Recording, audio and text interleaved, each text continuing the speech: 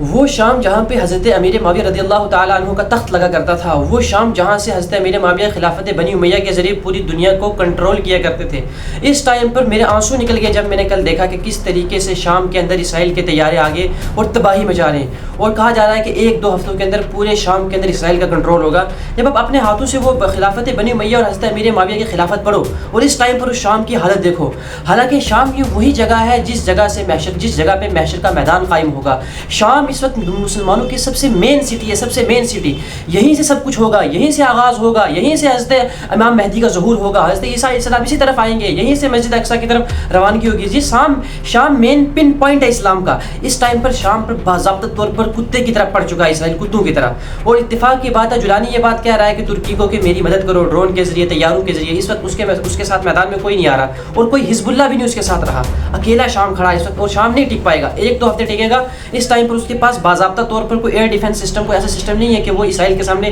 اتنی بڑی طاقت کے سامنے وہ ٹک سکے۔ اور دوسری یہ بات کہ مسجد اقصیٰ کی رہی بات، اگر جس طریقے سے انہوں نے قربانی دی ہے ان دنوں میں، اور یہ بات کی ہے کہ ہم تھرڈ ٹیمپل بنائیں گے، اور دوسری یہ بات کہ ہم مسجد اقصیٰ کو گرائیں گے، خدا کی قسم وہ وقت بہت نزدیک آ لگا کہ ہماری آنکھوں کے سامنے مسجد اقصیٰ گرائی جائے گی، کیونکہ انہوں نے دیکھ لیا کہ فلسطین کی طرف نے اتنا ظلم کیا، یا اس وقت 54,000 سے بچے مار دیے، ان مسلمانوں میں سے کوئی آیا ہی نہیں ہے۔ ان کو پتہ چل گیا ہے کہ شام کو بھی ہم تباہ کریں گے، یہ مسلمان یہ سب بزدل قوم ہے، کوئی نہیں آئے گی، ان کو تو بائی کاٹ نہیں ہوا کبھی، اس کو یہ کیا کریں گے۔ اس طریقے سے وہ آہستہ کرتے، وہ ڈاکٹر اسرائیل کا کول تھا نا کہ کس طریقے سے وہ شام سے گھسیں گے، لبنان کو پھاڑتے ہوئے کس طریقے سے عرب کے اندر گھسیں گے، ہمیں پتہ بھی نہیں چلے گا، اور وہ وقت آ چکا ہے، ہماری آنکھوں کے سامنے ہے۔ بس اللہ تعالیٰ سے دعا ہے کہ اللہ تعالیٰ شام کی خصوصی مدد فرمائے، اللہ تعالیٰ اس مسجد اقصیٰ کو گرنے سے بچائے، نہیں تو ہم مسلمانوں کے لیے ایک بہت بڑی لعنت اور اللہ کا بہت بڑا قہر اور بہت بڑا عذاب نازل ہوگا، اللہ نہ کرے اگر مسجد اقصیٰ کی اینٹ ہل گئی اگر۔